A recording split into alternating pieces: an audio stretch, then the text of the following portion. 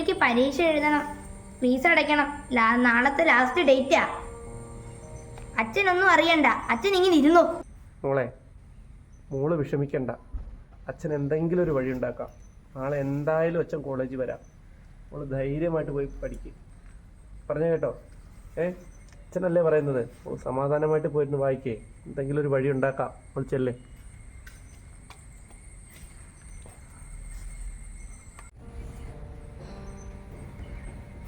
ജോലിക്ക് പോയിട്ട് ദിവസങ്ങളായി.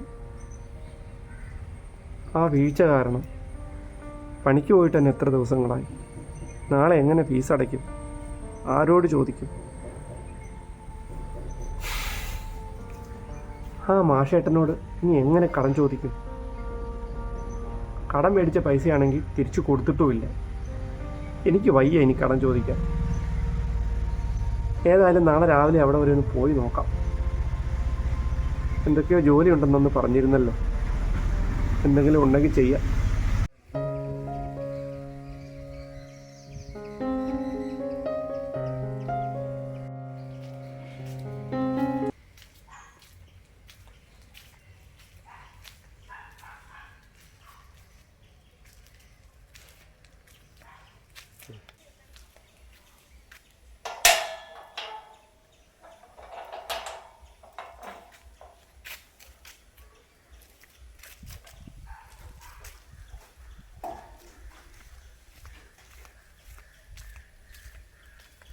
മാഷേട്ടോ, ഓയ്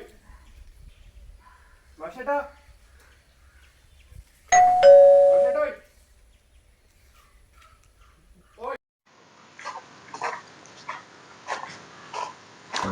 അല്ല, ഇതാരാ? രവിയോ? തന്നെ കണ്ടിട്ട് ഒത്തിരി നാളായല്ലോ. നമസ്കാരം മാഷേ. താൻ എവിടായിരുന്നു? വയ്യായിരുന്നു മാഷേ, ഒന്ന് വീണു പണിസ്ഥലത്ത്. താൻ ഈ വഴിക്കൊന്നും കണ്ടിട്ട് ഒത്തിരി നാളായി. കിടപ്പിലായിരുന്നു.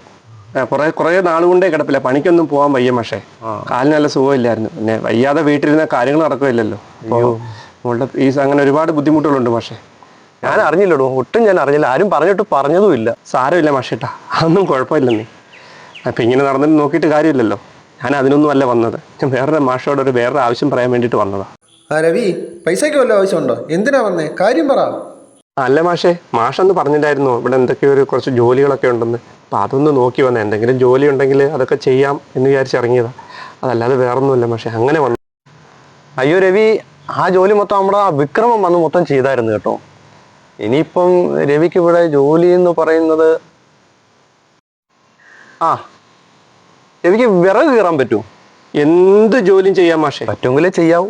ചെയ്തോളാം മാഷേ. മാഷെ എനിക്കൊരു ജോലി തന്നാൽ മതി. ഒന്നാമത്തെ കാര്യം, രവിക്ക് വയ്യ, അതുകൊണ്ട് ഞാൻ പറയുന്നതാണ്. എനിക്ക് ഒരു കുഴപ്പമില്ല മാഷെ, എനിക്കിപ്പോൾ ഒരു ജോലി മതി മാഷെ. എന്തെങ്കിലും ഒരു ജോലി തന്നാൽ മതി, ഞാൻ അത് എന്തും ചെയ്യാൻ റെഡി. എന്നാൽ ശരി, ഒരു കാര്യം ചെയ്യാം, പുറത്തോട്ട് പോവാം.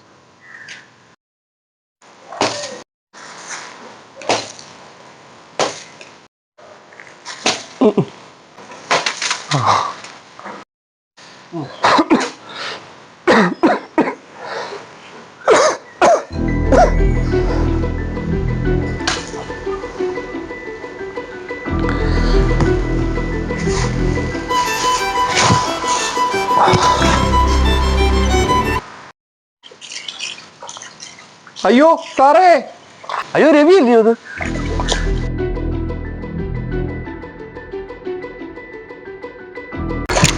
അയ്യോ രവി, എന്താ പറ്റി രവി? എന്താ പറ്റി നിനക്ക്?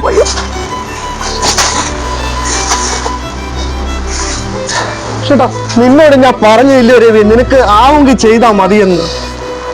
നിനക്ക് എന്താ പറഞ്ഞുകൂടെ അത്? മാഷേട്ടാ, അതെ അതെ. രവി, നീ കാര്യം പറ. എന്താന്ന് വെച്ചാ, നീ വയ്യാതെ എന്തിനാ ഈ ജോലി ചെയ്തേ? നിന്നോട് ഞാൻ പറഞ്ഞതില്ല ചെയ്യണ്ട. മാഷേട്ടാ, എന്റെ മോക്ക് ഫീസ് അടയ്ക്കാൻ പൈസ ഇല്ല മാഷേട്ടാ. ഇനി കടം ചോദിക്കാൻ എന്റെ മനസ്സാണ്. രവി, നീ കരയാതെ. എല്ലാത്തിനും നമുക്കൊരു പരിഹാരം ഉണ്ടാക്കത്തില്ലേ? ആട്ടെ, തന്റെ മോളെ ഏത് കോളേജിലാ പഠിക്കുന്നേ? മാഷേട്ടാ, അവിടെ കൊല്ലത്ത് SN കോളേജിലാണ് പഠിക്കുന്നത്. SN കോളേജിലോ? അവിടുത്തെ പ്രിൻസിപ്പൾ എൻ്റെ കൂട്ടുകാരനാടോ. താൻ വിഷമിക്കാത്തോ, തൻ്റെ മോള് പരീക്ഷ എഴുതും, അതെൻ്റെ വാക്കാ. താൻ ധൈര്യമായിട്ട് വീട്ടിൽ പോയി വിശ്രമിക്കും. പിന്നൊരു കാര്യം, നിന്റെ ആരോഗ്യം നല്ലതായതിനു ശേഷമേ ഇനി നീ ജോലിക്ക് പോകാവൂ.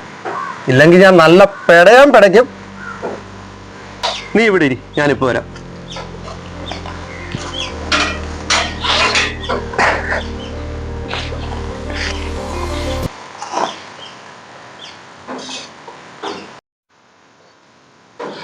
രവി, മാഷെ ഇതിരിക്കട്ടോ. വേണ്ട പക്ഷെ അതൊന്നും വേണ്ട. ഇരിക്കട്ടോ, ഇത് തനിക്ക് ആ സ്നേഹമായിട്ട് തരുന്നയാടോ. ഇരിക്കട്ടെ, ഇത് താൻ വാങ്ങിച്ചേ പറ്റത്തുള്ളൂ. പിന്നെ ഇത് തൻ്റെ മോൾക്ക് ഓണമല്ലേ വരുന്നേ, ഇച്ചിരി ഡ്രസ്സുകളും കാര്യങ്ങളും ഒക്കെ വാങ്ങിച്ച് മോൾക്ക് കൂടെ ധൈര്യമായിട്ട് പോകും. ഇനി താൻ വിഷമിക്കരുത്. അവളുടെ വിദ്യാഭ്യാസ കാര്യം ഓർത്ത് താൻ വിഷമിക്കുകയേ ചെയ്യരുത്. അവളുടെ ഇനി എല്ലാ പഠിപ്പും ഞാൻ നോക്കും. പക്ഷെ ഞങ്ങളുടെ ദൈവമാണ്. അവക്കിനി എന്താണോ ആഗ്രഹം അത് ഞാൻ പഠിപ്പിക്കൂടൂ. മനുഷ്യനെ മനസ്സിലാക്കുമ്പോഴോ ഭൂമിയിലെ യഥാർത്ഥ സ്നേഹം ഉടലെടുക്കുന്നത്. ഞാനും ഈ അവസ്ഥയിലൊക്കെയാടോ കടന്നു വന്നത്. ഒരിറ്റു വറ്റിനു വേണ്ടി ദിവസങ്ങളോടെ അച്ഛൻ വരുന്നതും കാത്ത് ഞാൻ ഉറക്കം വിളിച്ച് കാത്തിരുന്നിട്ടുണ്ടോ. എൻ്റെ അമ്മയുടെ കണ്ണുനീര് ഒരുപാട് ഞാൻ കണ്ടിട്ടുണ്ടോ. ഒരുപാട് ഞാൻ കരഞ്ഞിട്ടുണ്ട്. എനിക്ക് ഈ തൻ്റെ അവസ്ഥയൊക്കെ നല്ലോണം മനസ്സിലാക്കാനുള്ള സാമാന്യ ബുദ്ധി എനിക്കുണ്ടോ. താൻ ധൈര്യമായിട്ട് ചെല്ല്. നന്ദി മാഷേ, ഒത്തിരി നന്ദി.